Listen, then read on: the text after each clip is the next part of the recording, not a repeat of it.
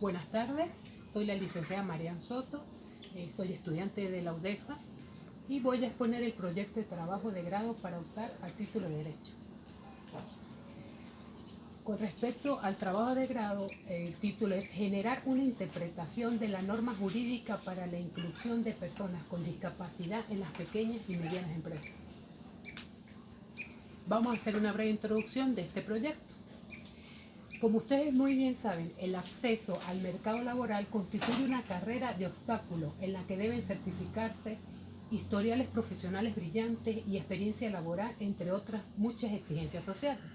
Ahora bien, si a todos ellos se añade el hecho de que el candidato sea una persona con una discapacidad, el proceso de encontrar un puesto de trabajo en un mercado laboral competitivo se complica todavía cada vez más.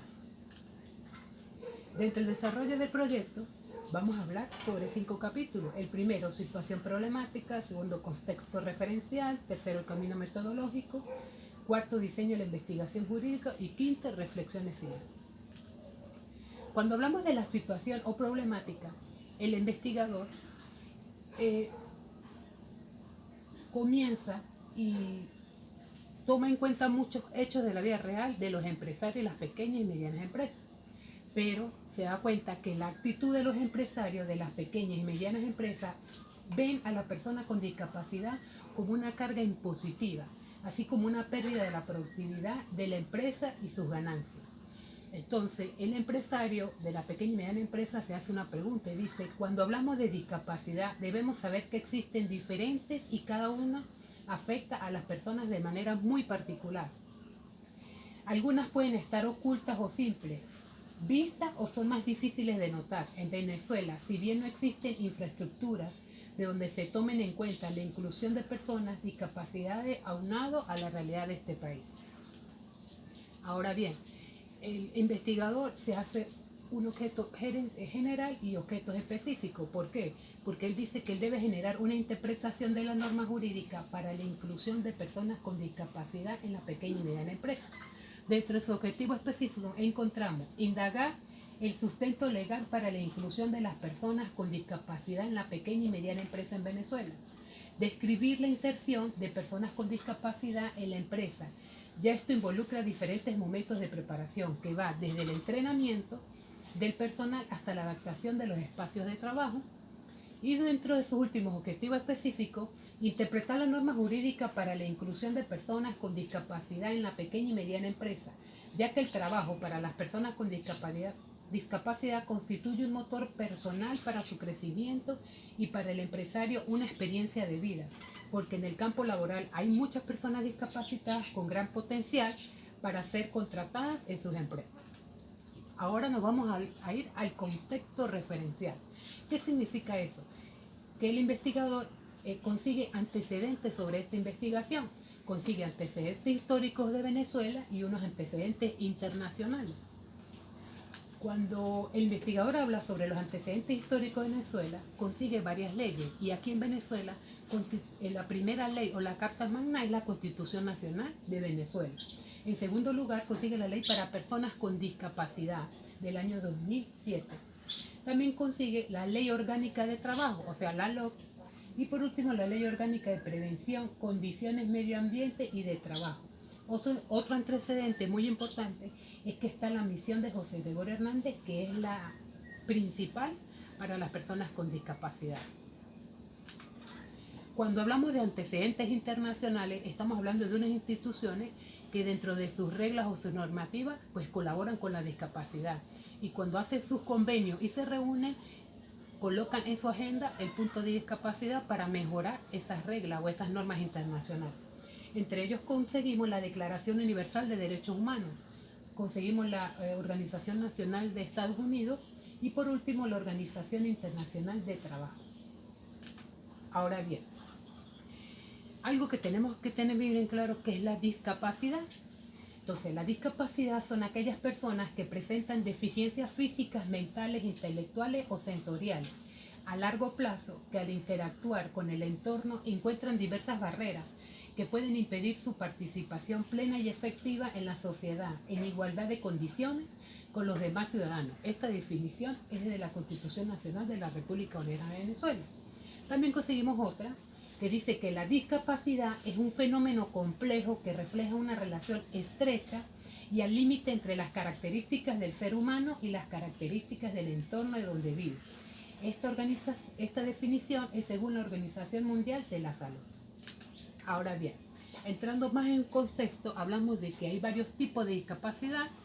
Entre ellos encontramos la discapacidad física-motora, que es cuando le falta un miembro y no se pueden mover, físico-motora. Hablamos de la discapacidad sensorial, que es cuando la persona no ve y no escucha. Hablamos de la discapacidad intelectual. Este tipo de discapacidad son para personas que les cuesta mucho entender, comprender. Es irreversible.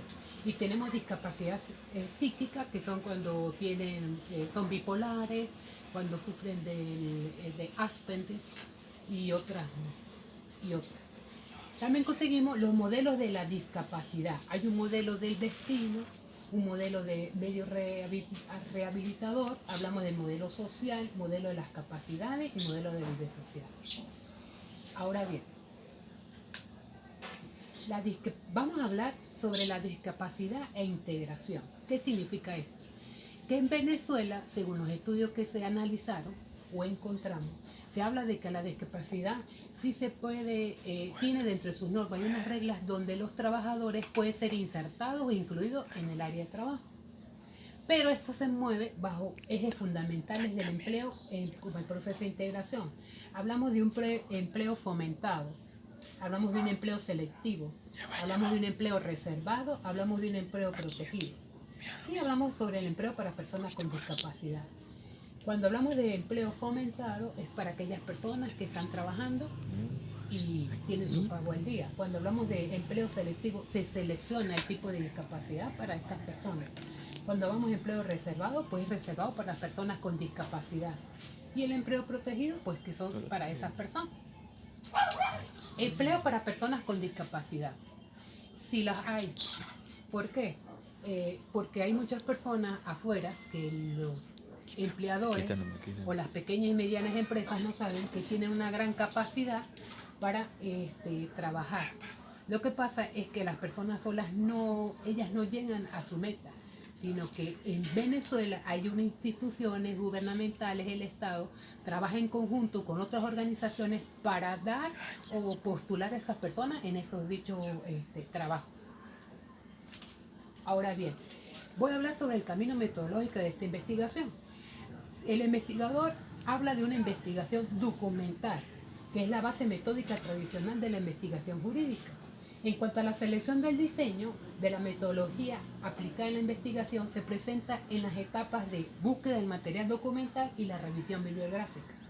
Hablamos de la bibliografía, no es un simple listado de texto a ser consultado, sino que llega a constituirse como una técnica investigativa que se ocupa para reunir, organizar, difundir, recuperar a través de un riguroso trabajo. Y otra cosa es que el aprendizaje que permite obtener genera conocimientos y ofrece fuentes de información al investigador para interpretar y mejorar nuevos documentos. Ahora vamos a hablar sobre el diseño de la investigación jurídica. Como lo dijimos anteriormente en los antecedentes históricos, el investigador se basa primero de la Constitución de la República Bolivariana de Venezuela, que es nuestra Carta Magna, y en el artículo número 81 habla sobre la discapacidad, de todos los derechos que tienen las personas. También conseguimos la Ley Orgánica del Trabajo y los Trabajadores y Trabajadoras, o sea, la LOC del 2012. Conseguimos la Ley de Prevención, Condiciones, Medio Ambiente, que es la LOCSIMA del 2005. Tenemos la Ley con Personas Discapacitadas del 2007, que es la que actualmente se está rigiendo.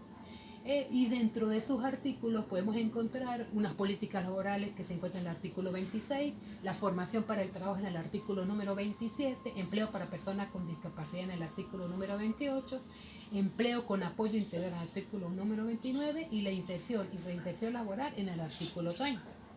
Algo que no podemos dejar por fuera es que dentro del diseño de la investigación, el Estado tiene un Consejo Nacional para Personas con Discapacidad que se llama CONAPDIS. También cuenta con un programa de atención de salud para personas con discapacidad que se llama PASNI. Y por último, nuestra gran misión José Gregorio Hernández y Misión Milagro.